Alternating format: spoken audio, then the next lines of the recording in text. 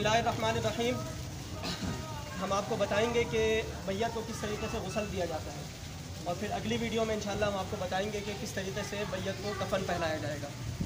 तो मैयत को गुस्ल देने में जैसे ही किसी का इंतकाल होता है तो सबसे पहला काम जो हम करते हैं वो ये कि उसकी आँखों को बंद किया जाएगा, और आँखों को बंद करने के बाद मुँह चूँकि खुला हुआ होता है जिस वक्त इंतकाल होता है तो जबड़ों को बांध दिया जाएगा ताकि मुंह सही से बंद हो जाए, और इसी तरह पैरों को भी बांध दिया जाएगा। गुस्ल देने से पहले आप ये जबड़े वगैरह सारी चीज़ें खोल देंगे, इन रस्सियों को वो भी खोल देंगे।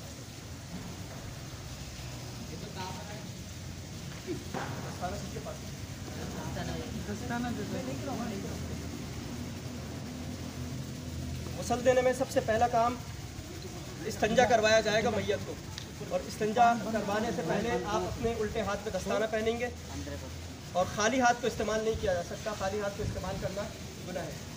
तो इस्तिंजा करवाने से पहले मैयत के अगर आसानी से कपड़े उतर सकते हो तो कपड़े उतार दें, अगर कपड़े उतारना मुश्किल हो रहा हो तो कपड़ों को काट दिया जाएगा। मैयत के हाथों को मोड़कर और पैरों को मोड़कर उसे उतारने की कोशिश करना ये दुरुस्त नहीं है, लिहाजा कपड़ों को काट देंगे अगर आसानी से कपड़े उतर ना पा रहे हो तो। फिर इस्तिंजा करवाने का तरीका ये है कि आप उल्टे हाथ से पहले आहिस्ता आहिस्ता पेट पर मसाज करेंगे, आहिस्ता आहिस्ता दबाएंगे तो जो निजासत बाहर निकल जाएगी उस निजासत के ऊपर पानी बहाया जाएगा। थोड़ा सा पानी बहाएंगे, तो कपड़ा नीचे से उठा दें, ये कपड़ा बिल्कुल उठने ना पाए कि मैयत की शर्मगाह दिखे, इस तरीके से ना हो, बल्कि नीचे से ही पानी बहाएंगे। पानी बहाने थोड़ा सा, ये पहला काम हो गया, वो आपने अपने उल्टे हाथ से किया और उस पर दस्ताना पहनकर इस्तिंजा करवा दिया। अब दूसरा काम जो आप करेंगे वो ये कि अपना दस्ताना उतारने के बाद मैयत को वज़ू करवाया जाएगा, और वज़ू जिस तरीके से हम करते हैं उसी तरीके से करवाएंगे।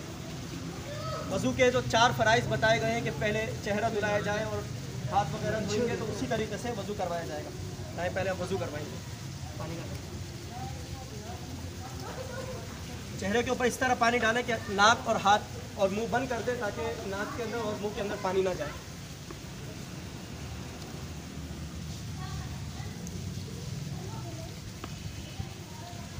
वज़ू करवाने के बाद, चेहरा धोने के बाद पहले सीधे हाथ को धोएंगे, सीधे हाथ को पानी डालें, कोहनी तक सीधे हाथ को धोया जाएगा।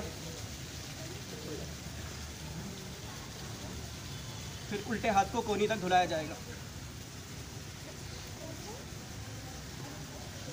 फिर हाथ में पानी लेकर जिस तरीके से हम मसा करते हैं उसी तरीके से मैयत का मसा किया जाएगा, उसके सर का,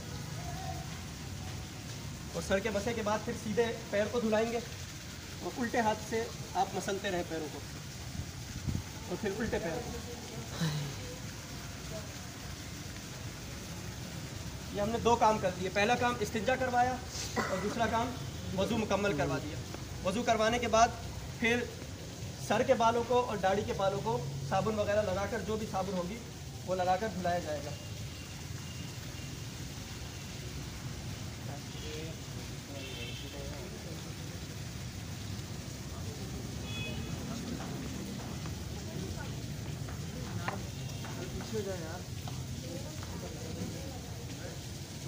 चलो पानी डालें थोड़ा, सारे ऊपर आ जाओ, और पानी में ये ख्याल रहे कि गर्म पानी इस्तेमाल करेंगे, और ऐसा पानी जो बेरी वगैरह के पत्तों से पकाया गया उस तरफ भी पानी डालेंगे।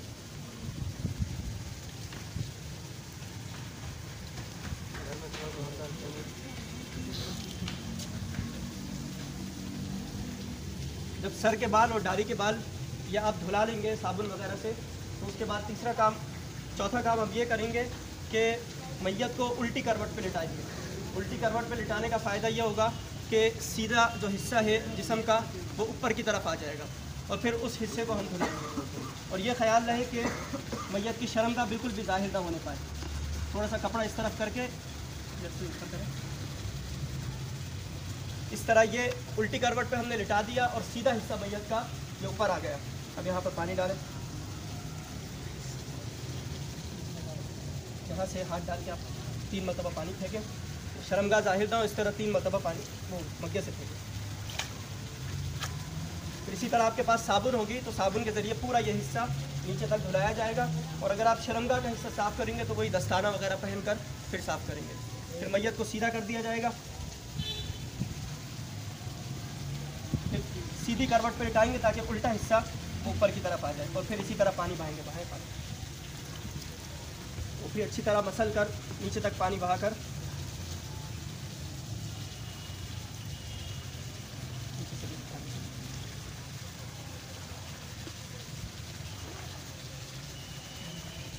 देखिए, हम ज़िंदगी में इस बात का ख्याल रखते हैं कि जब हमारे किसी अजीज़ को कोई मर्ज़ लाहिक हो या कोई बीमारी आ जाए या कोई मसला हो तो हम खुद उसे पूरा करने की कोशिश करें। हम उसे हॉस्पिटल भी लेकर जाते हैं, उसके सारे काम करते हैं, लेकिन जब इंतकाल हो जाता है तो उसके बाद किसी और को हमें बुलाना पड़ता है गुस्ल देने के लिए। तो अपने अजीज़ को खुद ही अगर गुस्ल देंगे तो ज़्यादा सवाब मिलेगा, और इस बात को सीखना भी चाहिए, इसका एहतमाम भी करना चाहिए। इतना गुस्ल देने के बाद फिर आखिर में एक मरतबा पूरे जिस्म पर हम पानी बहा देंगे।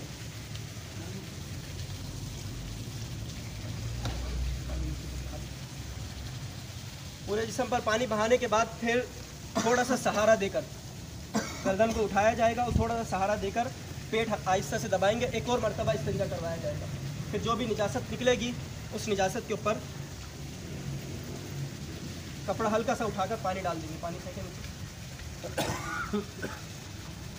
ये जो अब निजासत निकली है आखिरी मरतबा, इसके बाद दोबारा से गुस्ल करवाना और दोबारा से वज़ू करवाना ये ज़रूरी नहीं है।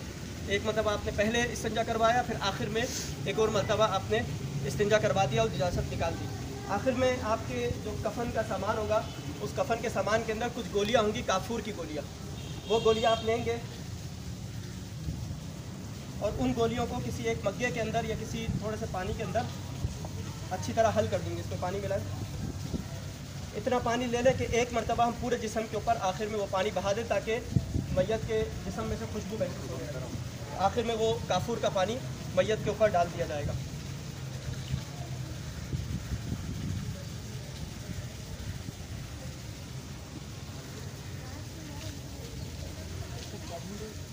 बस ये मुकम्मल तरीक़ा है मैयत को गुस्ल देने का। पहला काम ये था कि आपने उसके जबड़ों को खोला और उसके पैरों के ऊपर जो छोटी सी पट्टी बंधी हुई थी उसको खोल दिया। फिर आपने इस्तिंजा करवाया। इस्तिंजा उल्टे हाथ से करवाएंगे और उल्टे हाथ पर दस्ताना पहन लेंगे। और फिर तीसरा काम ये कि आप उसको वज़ू करवाएंगे। चौथा काम आप ये करेंगे कि सर के बालों को और दाढ़ी के बालों को अच्छी तरह साबुन से धोएंगे। और फिर उसके बाद जो आप करेंगे, पूरे जिस्म पे पहले उल्टी करवट पर लिटाकर ताकि सीधा हिस्सा ऊपर आ जाए, और सीधे हिस्से पर पानी बहाएंगे। फिर सीधी करवट लिटाकर उल्टे हिस्से पर पानी बहाएंगे और फिर पूरे जिस्म पर पानी बहा लेंगे। आखिर में ये जो कपड़ा गीला होगा, एक और कपड़ा है,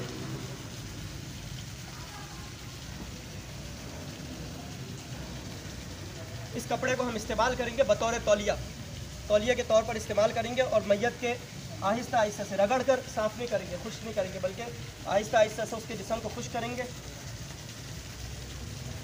और जिस्म को खुश करने के बाद ये वाला कपड़ा जो है, साफ़ सुथरा कपड़ा, ये मैयत के ऊपर डाल दिया जाएगा। और ये नीचे वाला जो कपड़ा है ये निकाल दीजिए। ये निकालें, इस तरह निकालें कि शर्म का ज़ाहिर ना हो।